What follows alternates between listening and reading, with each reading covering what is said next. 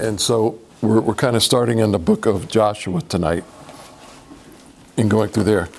And so when you think about God, we're going to talk about a contradiction tonight. And this one was kind of call it the slaughter at Jericho, okay? And because the question is this: how could a loving God of the New Testament, okay, how could he order the total, complete destruction of a town, of the inhabitants in the Old Testament in Jericho? Okay. Now, when you think about a couple of things, number one, when you look at Sodom and Gomorrah, God didn't order the destruction of those two cities. He did the destruction. He what? He did the destruction himself. Yeah. Okay. But yet, the town of Jericho, he didn't destroy it. He ordered it to be destroyed. Okay? And so a lot of people would say, well, hold on a minute. When I read about God in the New Testament, you're trying to tell me that he's a God of love. And that everything that God does is because he loves me. And you tell me that God is the same yesterday, today, and forever, and he doesn't change. So the God of the Old Testament and the God in the New Testament are the same. So if God doesn't change between the Old Testament and the New Testament, and he's the God of love in the New Testament, then he must also be the God of love in the Old Testament. But if that's true, then how could he turn around and order that the whole town of Jericho be totally destroyed and annihilated? And so the question arises is if he did that, then there must be a reason why he ordered that destruction. Okay? Now, remember when you were kids, you sang the song, Joshua fought the battle of Jericho, Jericho, and Jericho. Joshua fought the battle of Jericho, and the walls came tumbling down. Remember? And so you would do this in Sunday school classes a lot of times. You would do that, and it was one of those things that you would sing, and when the walls would come tumbling down, you'd have to find a seat. And if you didn't find a seat, then you were out. So you had to, and so what you would do is they'd have the table or chairs or just the chairs, and they would pretend that was the walls of Jericho. And it kept going. It was one of those musical chair things. I remember that was one of the first ones that we played. Okay? So what happened was that we would always pretend we were the good guys. Right? We're the good guys marching around the walls. We're not the bad guys that were inside of the walls of Jericho. So we would play the good guys, and the imaginary people that we were marching around inside of there, they would be the villains. Okay? So if you go to Joshua chapter 6, and let's kind of start there, at Joshua chapter 6 and verse number 21.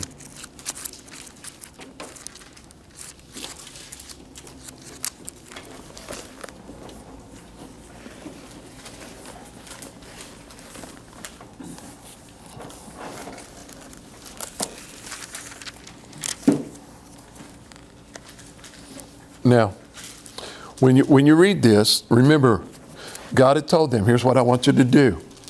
I want you to put the priest out front. They'll have the ram's horn. I want everybody else behind them. I want you to march around the walls. First day, one time. When you go ahead and you get around to the point that you started, just go ahead and blow the horn and walk away. Second day, twice around, blow the horn 2 times, or blow the horn, walk away. And so you got to think, when here these guys are in Jericho, and they're seeing this huge group of people coming, they're thinking, oh, wow, we better get ready for a fight. And then all of a sudden they see these guys just walk around the walls, and they're not fighting. They're not doing anything. They just blow the horn and go back to their camp.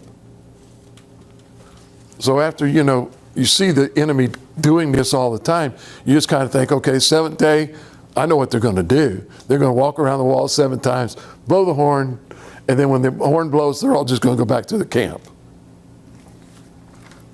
Sure enough, they walk around 7 times, they blow the horn, and the walls come crashing down. And here's what God told them to do in Joshua chapter 7, right? 6:21. 6:21. Here's what he says. They completely destroyed everything in the city with the sword. Every man, woman, both young, old, and even all the ox, the sheep, and the donkeys. They were told not only to destroy the people, they were to destroy all the animals too.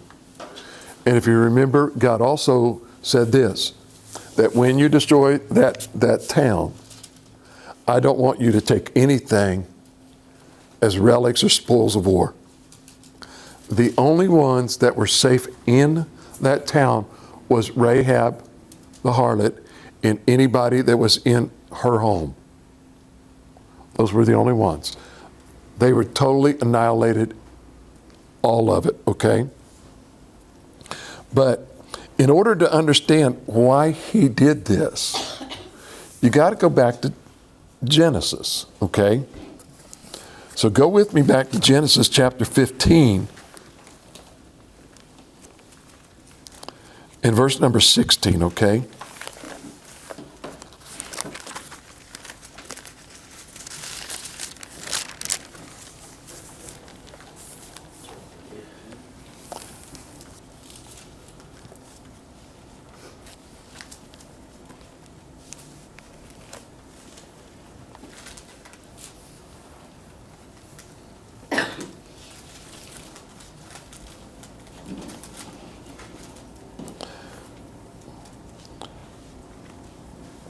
Now, what you find is a very fascinating, and again, like I've shared with you before, a lot of times what happens is when we read the book of Genesis, we don't get a lot out of it because it's the begots, and all of these things that was in there. And then sometimes we read verses like this, and we don't quite trace them or run a reference on what it is. So look at what he says. In the 4th generation, they will return here. And, he says, for the iniquity of the Amorites has not yet reached its full measure. Now, the Amorites were a very select group of people, and we'll talk about them in just a minute.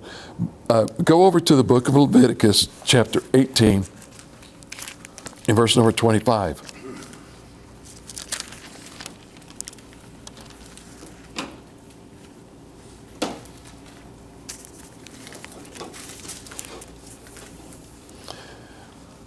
Now here's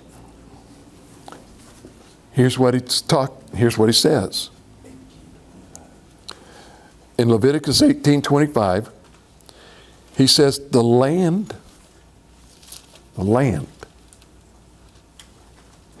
has become so defiled.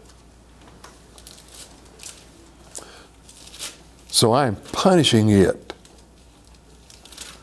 for its sin, and the land will vomit out its inhabitants. You got to think about this for a minute. This group of people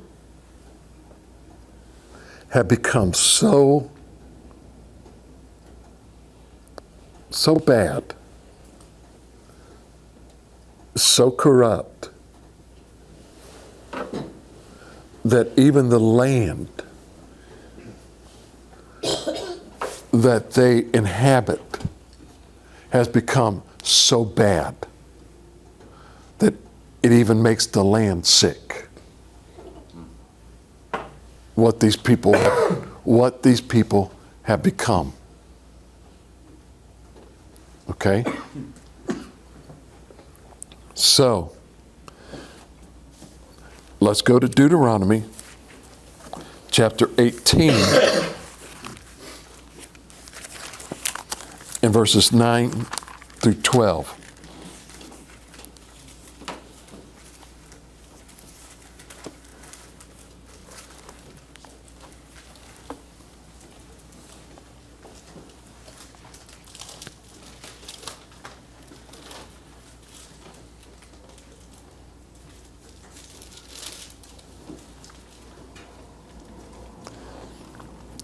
When you enter the land that the Lord your God has given you, do not imitate the detestable customs of this nation or of those nations. No one among you is to make his son or daughter pass through the fire, practice divination, tell fortunes, interpret omens, practice sorcery, cast spells, consult a medium or a familiar spirit, or inquire of the dead. Everyone who does these things is detestable to the Lord, and your Lord your God is driving you out the nations before you because of these detestable things. When you take all of these verses together, you understand these are the Amorites. These are the people that are inheriting or inhabiting the town of Jericho. These are the people that are inhabiting this area. He only gives a couple of things that these people are doing. And when you begin to look, you'll find out that these people, not only were they into witchcraft and sorcery and all of these things, here's what these people would do. They would actually offer up their children as sacrifices. That is why the land, he says, has become so detestable. That it would make you sick. And here's, see, part of the things that we find as, since the nation of Israel has now been reconstituted as a nation, one of the things is that it has allowed archaeological teams in to start doing digs. And they find these places where these towns were. And they start doing digs. And what they found was that in the town of Jericho, in the surrounding area, as they were digging there, they were finding a lot of human remains that were infants, children. And they started looking and reading and seeing some of the things that were there with some of the writings. And what they found was these people, and you think about this, what were they doing? They were practicing witchcraft of all sorts. They were casting spells on people. They were doing omens. They were reading people's fortunes.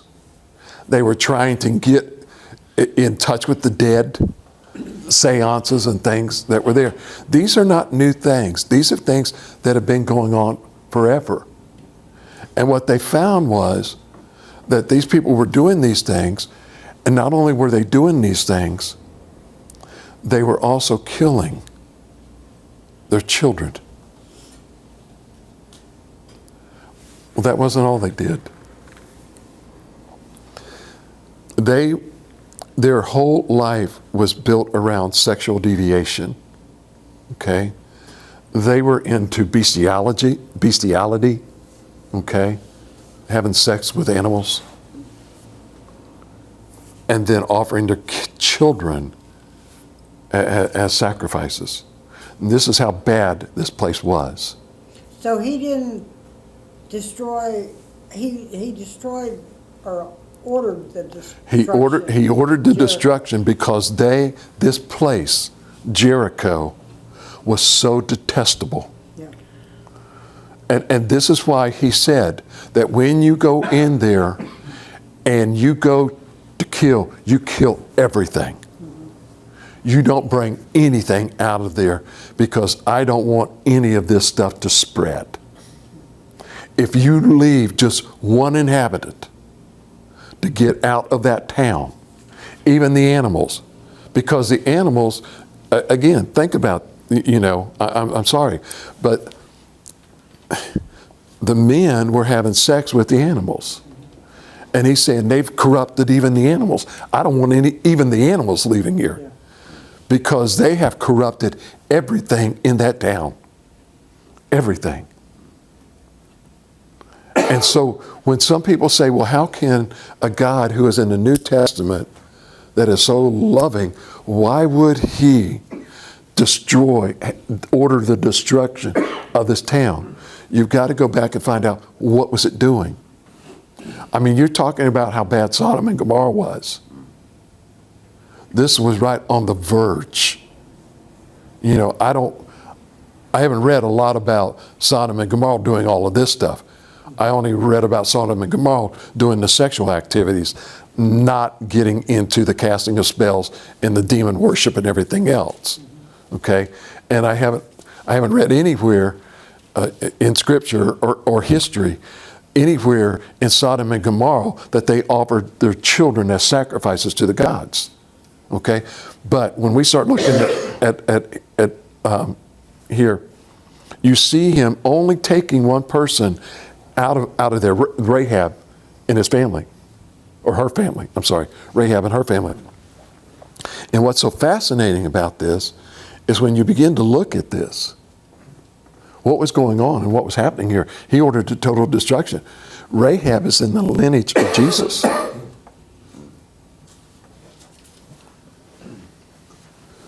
So, and so you begin to see, you talk about, okay, well, how can a loving God order the destruction of this place? He ordered the destruction because of, look at what it was doing. It made even the ground sick. To the point where they're not going to raise anything there. It's basically, you think about it for a moment, guys and gals. When you get like you go into Iraq, Afghanistan, you go into Saudi Arabia, Syria, these places where they do mass murders, and then they just take and dump all of these bodies. The decay of those bodies will culminate with diseases. And if you go to start trying to plant stuff in there, it may grow, but guess what it's going to get? The diseases that are in there, you're going to eat that food and you're going to die, or you're going to get very, very sick. And so what God was saying was that this land where they had killed these children and done all of this stuff had become so sick that it basically would cause you to vomit. The land would vomit out. Okay? And so when somebody says, how can a loving God? You got to look at all of the scriptures and then look at some new information that's come out to be able to pinpoint exactly what what God was saying. Okay? Now, next one we're going to called cut in half. Okay? And so the question is, was Solomon really going to cut this baby in half? If it came down to it and neither one of those women were going to say, no, hold on. If both of them came up and said, okay, it's mine, then Solomon was obligated, I'll cut it in half. And if they both just said, if they both had kept their mouth shut, would Solomon had cut the baby in half? And so a lot of people would say, hold on a minute. He's supposed to be a smart guy. Why in the world would he cut this baby in half. So if you go with me into the book of 1 Kings chapter 3. And we're going to read a whole story about this, okay?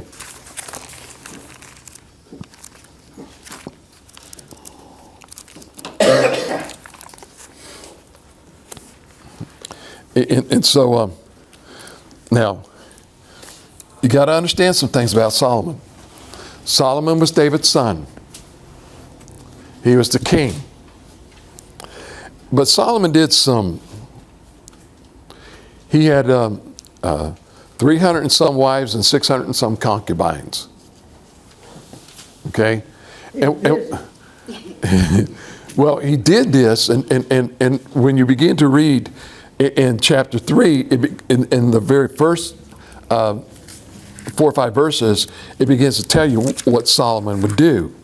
Okay? What Solomon would do is he would look and he'd say, okay, who's the king over here? Now, I don't want to go to war with him.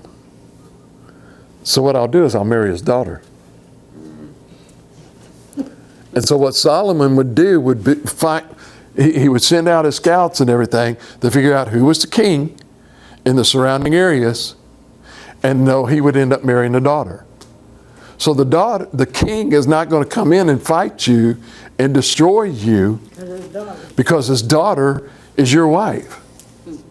So this is how Solomon actually increased the territory that he ruled over, was out of the 300 and some wives that he had. Okay? So when you begin to read in chapter 3, you see that there was Pharaoh. Okay? Remember Pharaoh's Egyptians. And so Pharaoh had a daughter.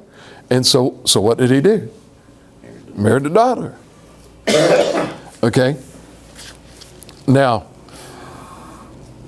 so Solomon is offering up burnt offerings to God. Okay, now he's built this, this place, and they're offering up these burnt offerings. Okay, and now in verse number 5, at a place called Gibeon, it said the Lord appeared to Solomon in a dream at night. And God said to Solomon, Solomon, ask of me anything that you want. Whatever it is that you want, I'll give it to you. Now Solomon's in a dream. And he's dreaming this, okay? So in verse 6, Solomon says, well, listen, you've shown your faithful love to your servant, my father David, because he walked with you, or before you, in faithfulness, righteousness, and integrity. This is the same David we know. Good stuff.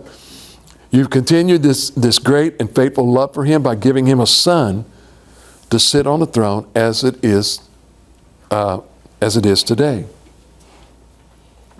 Lord my God, in verse number 7, you have now made your servant king in my father David's place. Yet I'm just a youth. I'm just a young guy with no experience. You told me that I'm the king, but you got to understand something, God. I am a young kid. I'm just in my youth. I have no experience at this job. You're asking me to be the king with on-the-job training. And I don't know how to do this. And this is a big responsibility that you're asking of me, with no experience in leadership. Your servant is among your people that you have chosen, a people too numerous to be numbered or counted. He says, listen, there's a bunch of people out there. I don't know how many there are. You're not asking me to be the king of 500 people. You're asking me to be the king of this huge nation of your people that can't be numbered or counted, right? And he says, so listen, so give your servant an obedient heart to judge your people, to discern between good and evil. For who is able to judge this great people of yours? Okay, so continue on through verse number 15. Now it pleased the Lord that Solomon had requested this. So God said to him, because you requested this, and you did not ask for long life, riches for yourself, the death of your enemies, but you've asked for discernment for yourself to understand justice. God, I want to be a king, and I want to be a good king for the people. And God, there are decisions that are going to have to be made, that I'm going to have to make. And God, what I'm asking for is that you would give me the wisdom and the knowledge to make wise choices for the benefit of your people. Okay? I will therefore do what you've asked. I will give you a wise and understanding heart, so that there has never been anyone like you before, never will be again. In addition, I will give you what you did not ask for. Since you didn't ask for riches and honor, I'm going to give them to you, so that no man in any kingdom will be equal during your entire life. If you walk in my ways, keep my statutes, commandments, just as your father David did, I'll give you a long life. Then Solomon woke up and realized it had been a dream. He went to Jerusalem, stood before the ark of the Lord's covenant, offered burnt offerings and fellowship offerings. Then he held a feast for all of his servants. So, Solomon says, okay, God, what I want is wisdom. I want discernment. And God says, I won't give you that. But I'm going to also do some other things for you. Because you haven't asked for riches and honors, I'm going to give it to you. Not only am I going to give you that, I'm also going to make you the greatest king of all time. There won't be anyone before you. There won't be anyone after you. Also, Solomon, here's what I'm also going to do. If you will continue to follow my ways, I will give you a long life, Solomon. So, Solomon, you're going to have a long life. You're going to be smart. You're going to be rich. And you're going to have significance. And you will be remembered forever, if you'll follow my ways. Now, here's the story. Follows in verse number 16 through verse number 28. Now, remember we always talk about these two women. Well, I don't know, how your version of your Bible reads, but I've got the Holman, so here's what I've got. Then two women who were prostitutes. And what does yours say? What does yours say? Harlots? Yeah. Okay. Same thing. Came to the king and stood before him. So here you've got two prostitutes, two harlots, standing before the king. And one woman said, please, my lord, this woman and I live in the same house. We're both prostitutes. We both live in the same house. And I had a baby while she was in the house. On the third day after I gave a baby, she also had a baby, and we were alone.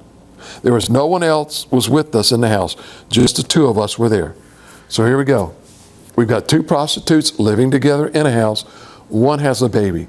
3 days later, another one has a baby.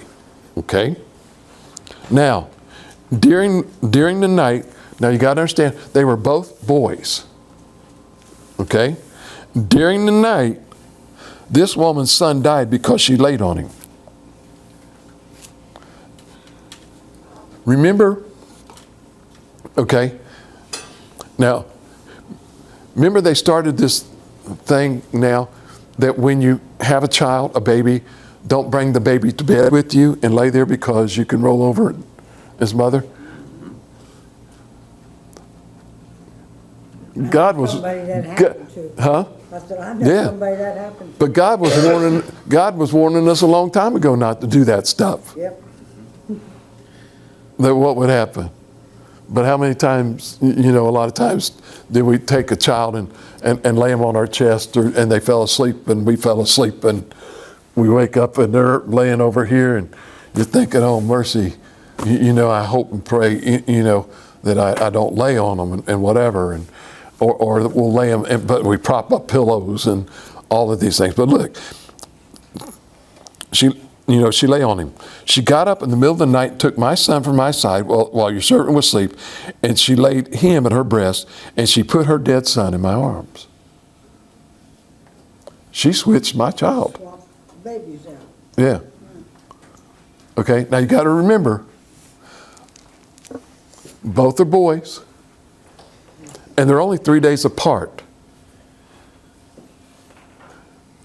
It's kind of hard a lot of times, unless there's, and you got to also understand, it's one's word against the other. They didn't have DNA testing back then. Okay? So when I got up in the morning to nurse my son, I discovered that he was dead. Well, that morning when I looked closely at him, I realized that he was not the son that I gave birth to. A mother can tell that. Mother knows, yeah. I don't care how old that child is. That child, there is just something about a mother, when you give that child, they begin to bond. I mean, they've been carrying that child for 9 months most of the time anyway. So they're already bonding. And now they this child. And so let's say it's about a week old. You're beginning to realize some characteristics of that child. And if somebody was to bring a child in, a different one, you would know the difference. Now, you hear these, children being swapped in hospitals. Most of the time, those child are brand newborns. Used to be, and this is part of the reason that they have birthing rooms now, and they leave the child in the room with you, is to kind of stop that stuff. Because used to, you would have the baby, and then they would take the baby straight down to the nursery, and you didn't really get to see much of that baby. And you're, most of the time you're zonked out anyway. Seldom did you get to see it before it went to the nursery? You were asleep. That's right. So, but yet, here they are. And she says, and I noticed this was not my son. There was something different about him. Okay? No, the other woman said, my son is the living one, yours is the dead one. The first woman said, no, your son's the dead one, my son's the living one. So they argue back and forth. They're going back and forth before Solomon. That's my son. No, that's my son. Your son died. No, your son died. And so they're arguing back and forth. Okay? So, the king, Solomon, said, this woman says, this is my son who is alive, and yours is dead. But that woman says, no, your son is dead and my son's alive. So the king continued, okay, so you're telling me that your son is alive and this lady's is dead, and you're telling me that yours is alive and this lady's dead. Now, both of you can't be telling me the truth. One of you are lying. There were 2 babies in that house, and one of them died. So here's what we're going to do. So Solomon says, bring me a sword. So they brought the sword. Here's what Solomon said. Cut the living boy in 2 and give half to one and half to the other. If that's what you're going to say, then we'll just cut him in 2. I don't know which way he was going to cut him, from the waist or just split him straight down this way. But let's just cut him in 2 and you take one and you take one. Okay? So, the woman whose son was alive spoke to the king because she felt great compassion for her son. Now she said, now I know that that's my son. And I know that my son is alive. And here's what she said, my lord, give her the living baby, but please don't have him killed. The other one said, well, he'll not be mine or yours, cut him in 2. She don't have any attachment. It really isn't her son. Okay? So what did the king respond? Give the living baby to the first woman and don't kill him. She is his mother. And all Israel heard about the judgment that the king had given, and they stood in awe of the king because they saw that God's wisdom was in him to carry out justice. So, was he going to cut the baby in half? No. Why? Because God had given him wisdom to discern what was right. He knew how to find out who. Exactly. He knew that a loving mother would rather give their child up than to have that child killed. So he wasn't going to cut him in half like the other woman wanted him to do. He had 2 choices. And his choice was give the son to the mother. And he had a way to discern Because what did he do? He asked for God. He asked God for discernment to do what was right for the people.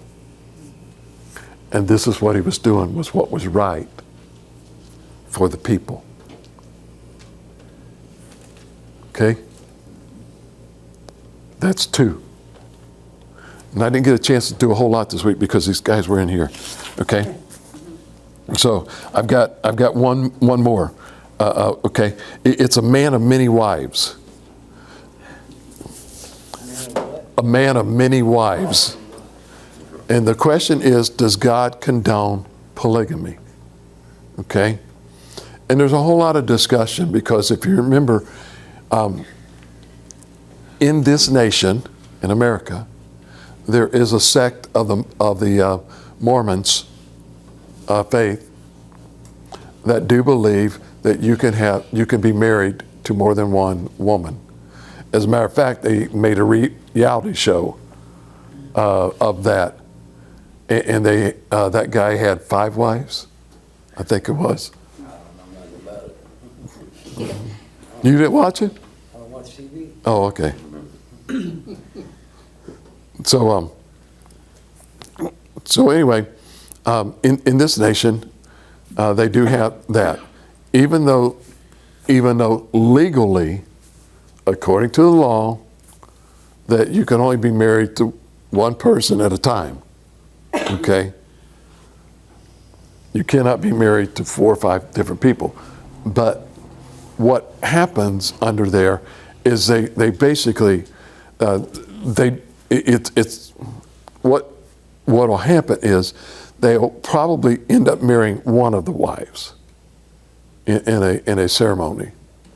And the other ones that become the wives that are in there, they aren't, according to the legal status by the government, they have not been married, but yet they'll have 4 or 5. And the one that was on TV, it was. Let me just give you a storyline of it. Okay, I didn't read it. I asked my wife about this one. This guy had a wife, and then what happened was he married her and he had some children. Well, then he married this other lady and married another lady and married another lady in this Mormon faith. And then what he also would do is he built a house for each one of these wives. And he would spend like maybe a night here in this wife, or a week with this one, a week with this one, a week with this, a week with this one. And then something ended up happening, I can't remember, but this one lady had these children. And he wanted to adopt the children, but he couldn't adopt the children because he was married to this one. So he had to divorce this one in order to marry this one to get her children. Okay, because she had been married before and had children. And so he was able to divorce this one. And that's what he did. He divorced this. Well, that caused a huge uproar in this family. Okay? So that's the storyline of that one.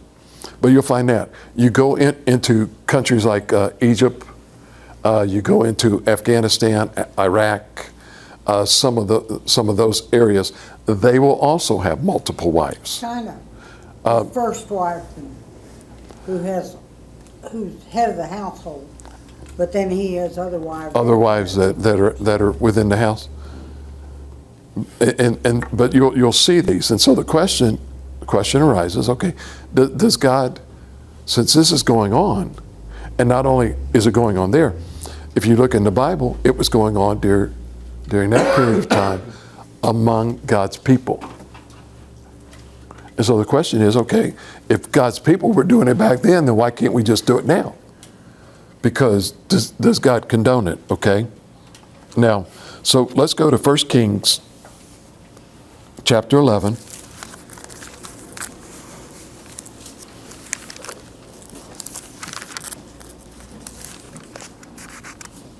And verse number 3.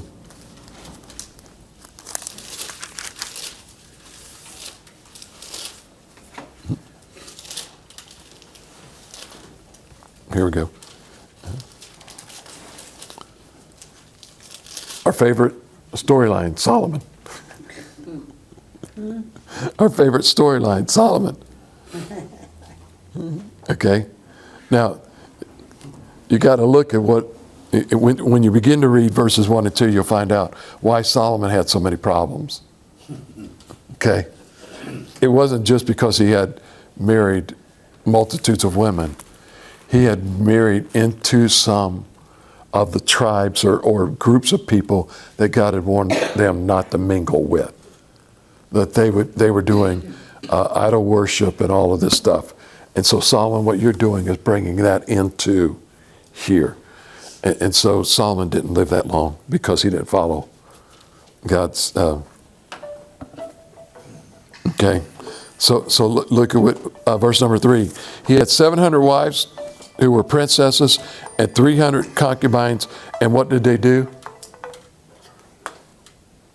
Led him astray. Right. Yeah, they led him astray. They turned his heart away from God. Okay, so let's go over and grab a very controversial verse. In 1 Timothy chapter 3,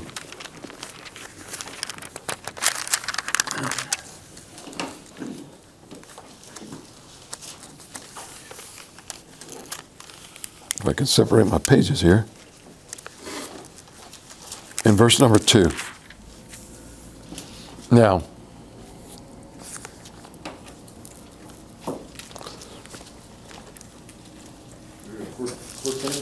First Timothy chapter 3 and verse number 2, and talking about an overseer or pastor of a church. And look at what he says. He says, if any aspires to be an overseer, he desires a noble job. An overseer, therefore, must be above reproach. And what? The husband of one wife. Now here's a lot of times where the controversy arises. Okay?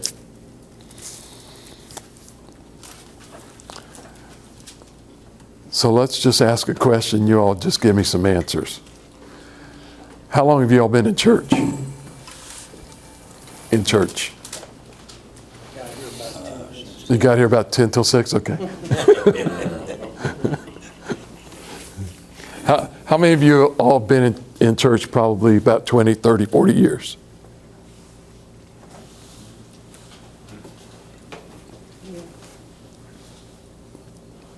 How many of you are kind of new to church in the last 20 years? 4 years?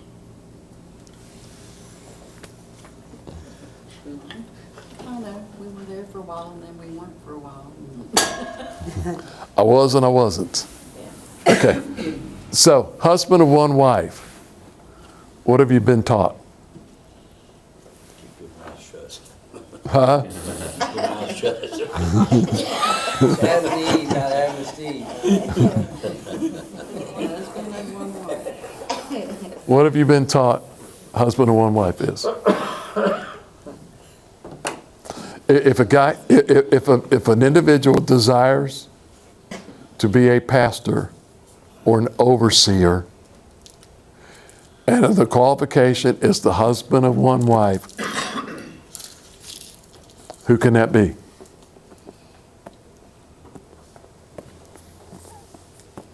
Somebody that's only been married once. Somebody that's only been married once. Okay?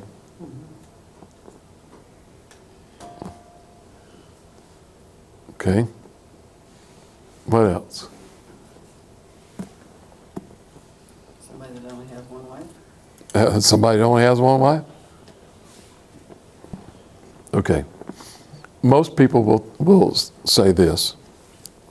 And here's the dilemma. Most people will say to you, it can only be a husband and they can only be married once. So let me share with you some of the things that have come out of that. My father-in-law was a deacon in a Baptist church. Qualification, husband, one wife.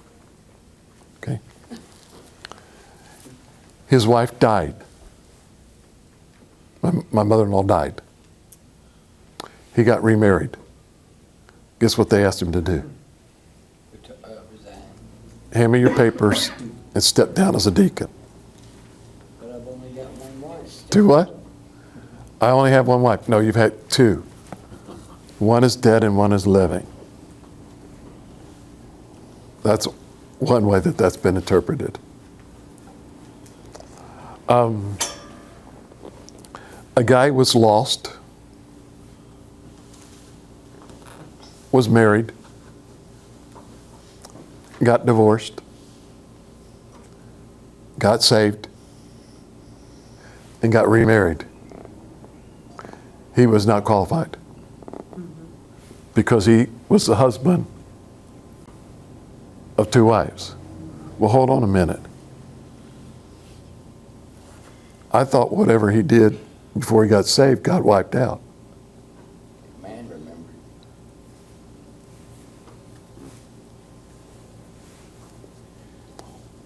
In God's eyes, he didn't. Huh? In God's eyes, he didn't because his first marriage was before he was saved. Right. And so mine was that and this is where I had a dilemma, okay, in the first church that I pastored. Was I got there in July, had a friend of mine, and this friend of mine, he was a rebel rouser. I mean, or hellraiser. I mean, he was wild.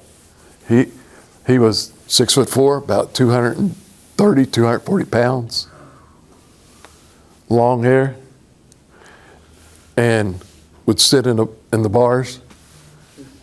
And if there was a fight in the bar, you want him on your side. You did not want him against you. Okay? So he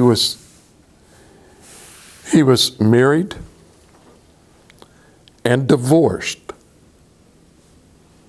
before he got saved. He got saved and felt the calling of God on his life to preach. The guy was an awesome evangelist. His style and approach was a way that could reach people to no end. I asked him to come to Taylor's Grove in the place, and Taylor's Grove was a United Baptist church. Okay. When I asked him to come and preach at the church, they all disowned me. He's not qualified to preach because he's divorced. Hold on. Not everybody disowns you. Oh, I know that. But all of the churches, all of the United Baptist churches in that area disowned me except one. And that was the same church that he and I both came out of. They broke fellowship with us. They wouldn't do anything with us. Okay? But God used. But let me share with you what people did to that guy. He got a church and became a pastor. And he wanted to be part of these group of churches down in that area.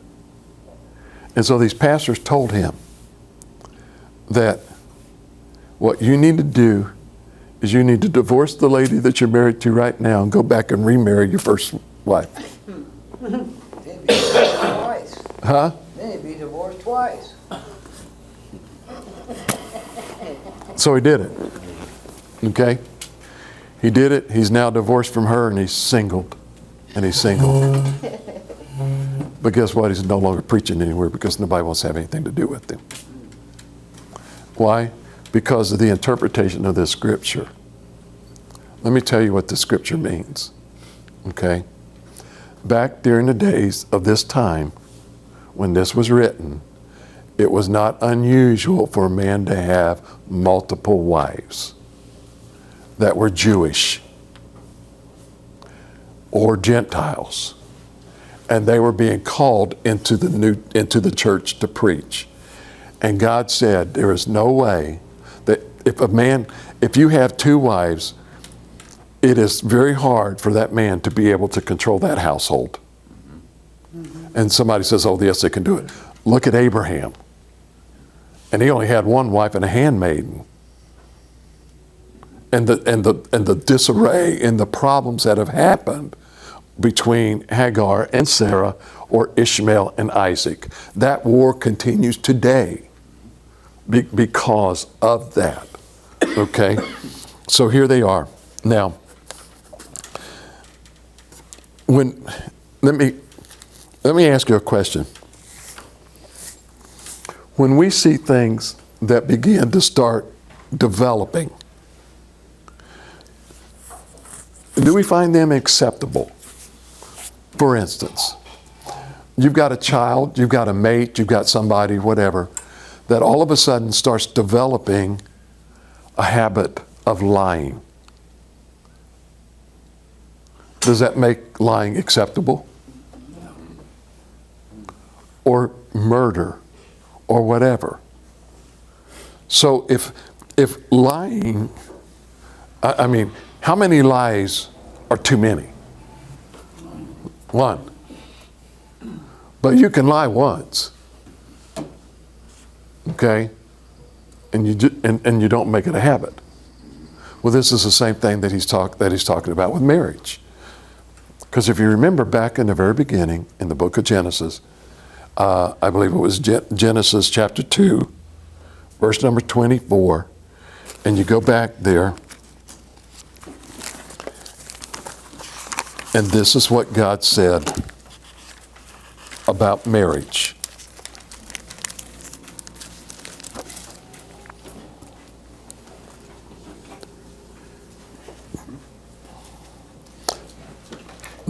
He says, this is why a man leaves his father and mothers and bonds with his Wife.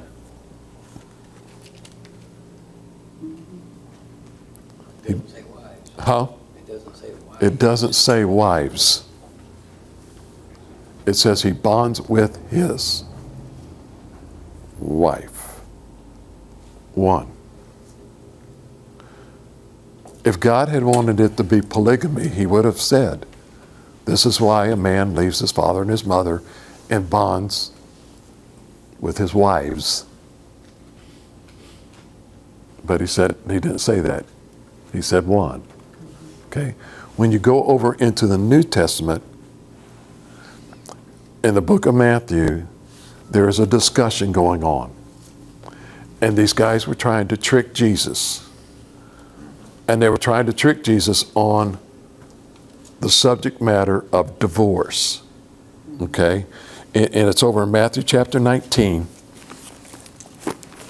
and verses 3 through 9.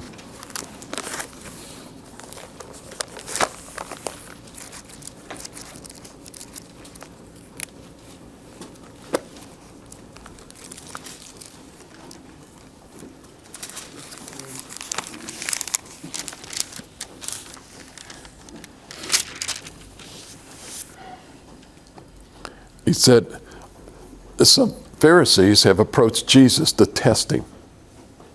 They're going to try their best to catch him in something. And so it says, they ask him this question. Is it lawful to divorce? Is it lawful for a man to divorce his wife on any grounds? So, okay, so here we go.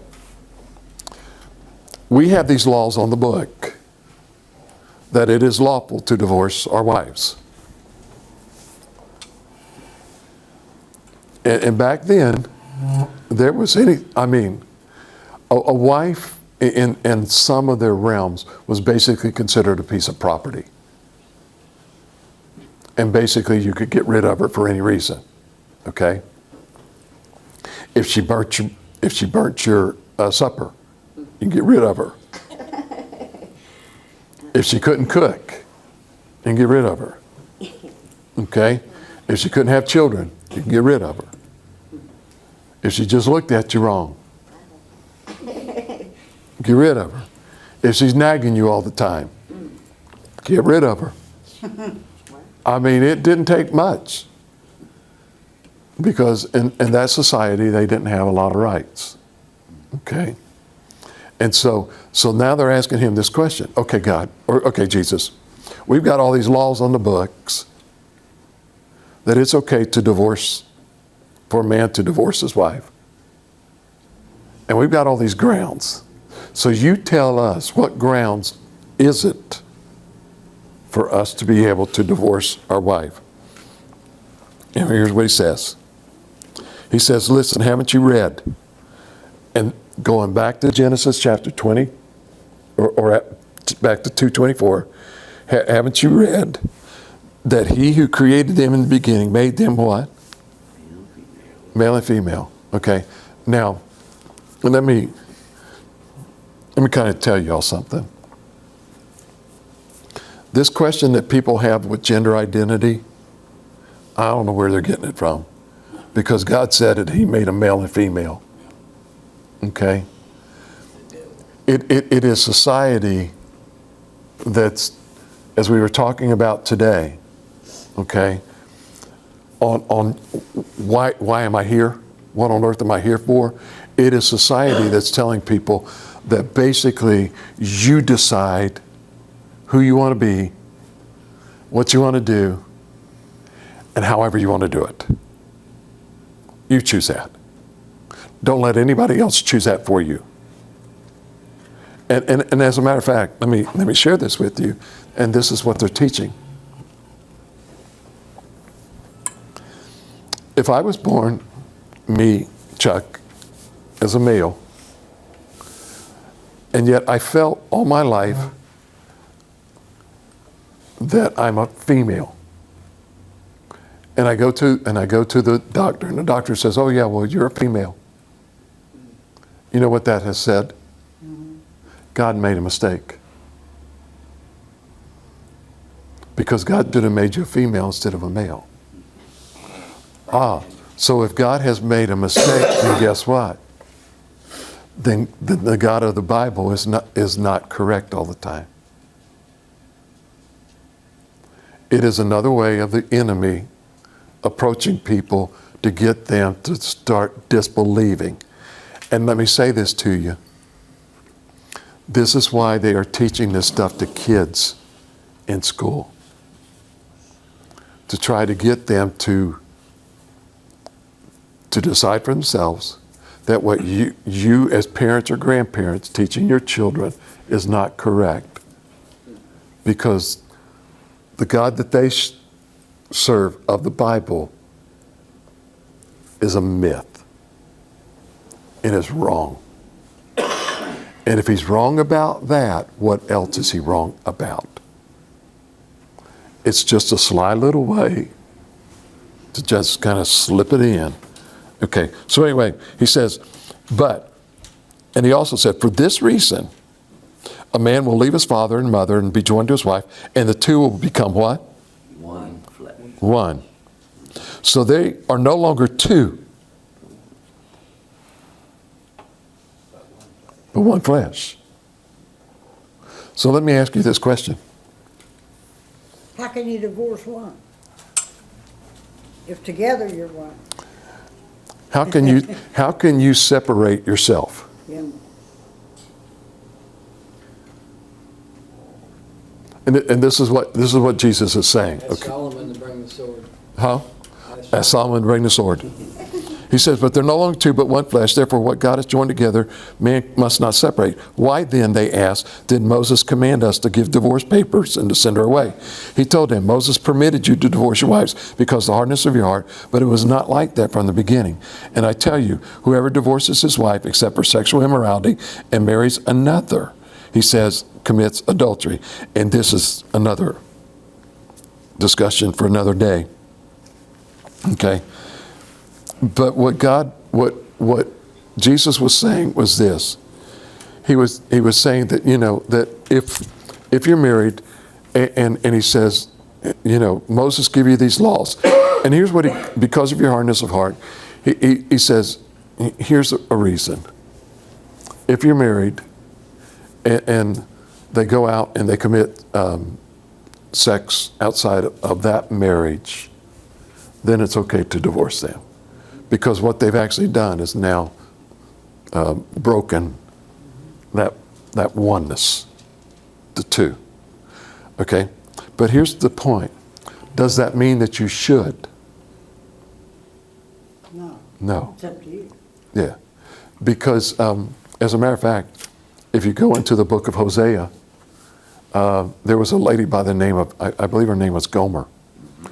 And the reason that I remember this because I always remember Gomer Pyle. And that's the way that I remember the story. But his wife's name was Gomer. Gomer was a prostitute. And God told Hosea, Hosea's a prophet. Hey, prophet, I want you to go marry this lady over here who's a prostitute. He says, you know what they're going to say to me in the circle of prophets? You know, we don't want your wife coming around our wives. You know, but he did. He went and he married her.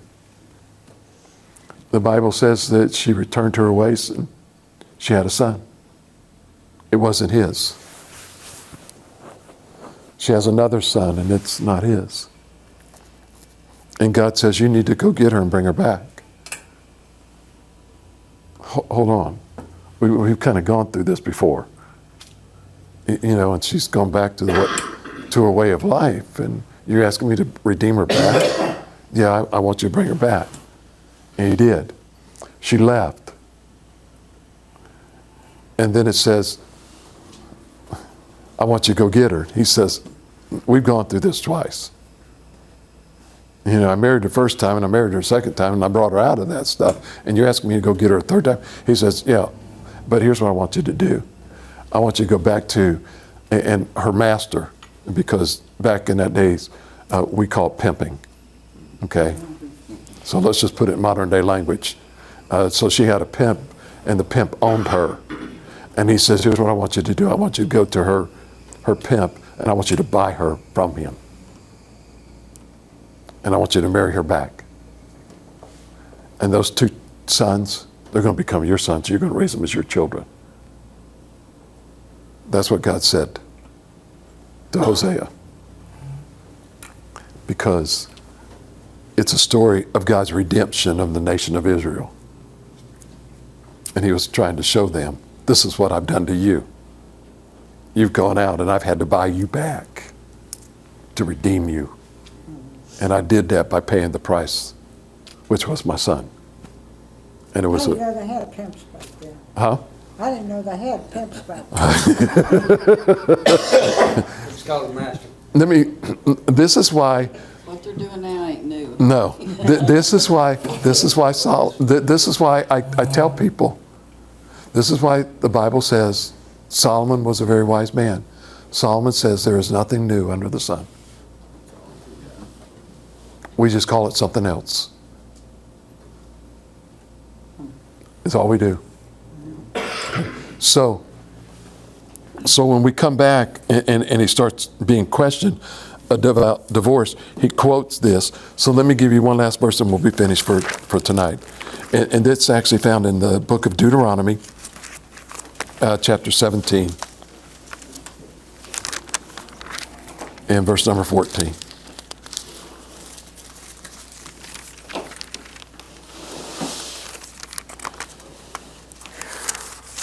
Excuse me.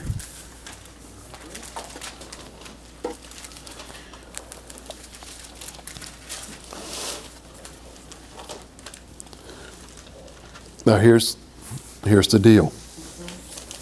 17:14. Here's where this all started. The nation of Israel was in bondage, in slavery, in Egypt. Okay? So they come out of Egypt and God brought them out. And God says, okay, I've heard you long enough. I'm bringing you out of slavery. I'm bringing you out of bondage. And I'm going to give you a home. I'm going to bring you to a land of plenty.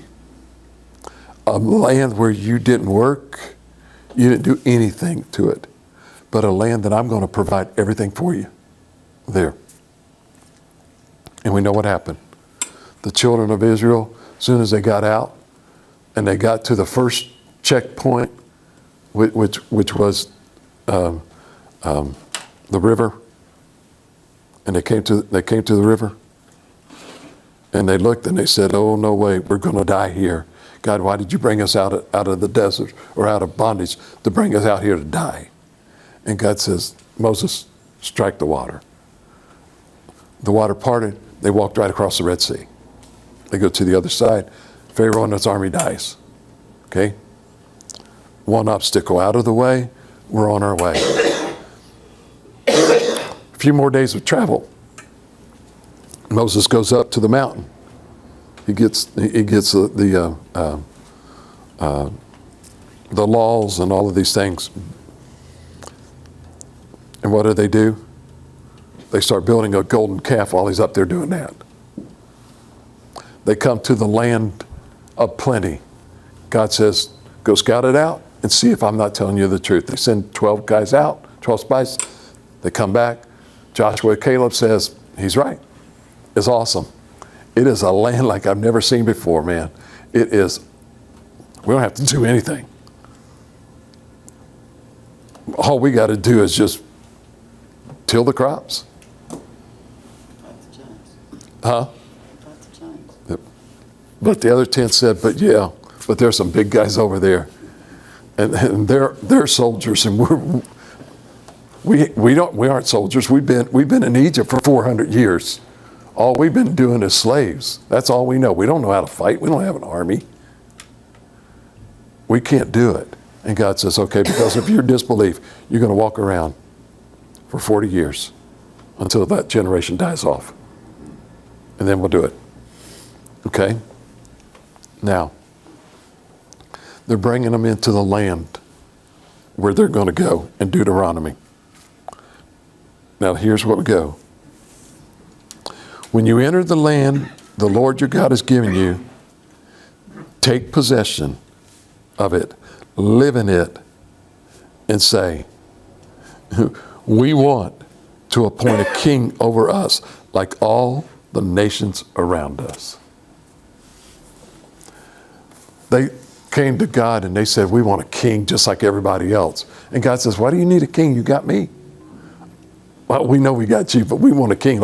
We want to be like everybody else. And guess why the divorce started? Because they've got to be just like everybody else. And they forgot. So you need to understand some things, as I was sharing with you this morning. And that is this. You need to find out what it is. And your purpose in life is first and foremost, love Jesus. Love him. You just love him and love him and love him and love him. Jesus and God. Okay? And if you'll do that, then all of the other things in life, you'll find out what those purposes are. There won't be any question marks. You'll find out what it is. Okay? Hello, this is Pastor Chuck Cotton from Calvary Baptist Church. First of all, I'd like to say thank you very much for taking the time out to either listen to our sermon or to watch it on video. We are grateful that you've actually taken the time and hope and pray that it has been a blessing to you as it was to us as we delivered it to our congregation. We ask if you have any questions whatsoever that you email us at pastorchuck@calvarybaptistmiddletown.org, or you could come in and give us a phone call, if you would please, at area code 513-423-7251. I'd like to take this opportunity to also invite you to come to our church and visit us, if you would please. We actually have small groups on Sunday morning starting at 9:30, with our morning worship following at 10:45. Prior to our morning small groups, we also provide donuts with coffee, milk, orange juice, a time for fellowship, get to know each other, have a good time before we actually break out into our small groups for Sunday. Our worship services are uplifting, they're fast moving, and everything in our service is just a fast pace. But we do take time every once in a while to slow down as we feel the Holy Spirit moving, and we never want to hinder it in any way. We also have on Sunday evening during the school year. We have Awana, and Awana starts with the Puggles, actually from age 2 all the way up through high school. And during that period of time, we also have a worship service. Both of these start at 6 o'clock and end at 7:30. Our Wednesday night, we have a Bible study, which starts at 7. We generally finish about 8:15. We would love for you to come and visit with us. Don't have to dress up. Just come as you are, because to us, it doesn't matter. You're a child of God, a creation of His, and so to us, you're important to everything that we do. Our motto here is building the kingdom one life at a time, and we hope that we have a chance to visit with you, get to know you as you get to know us. So thank you, and may God bless you.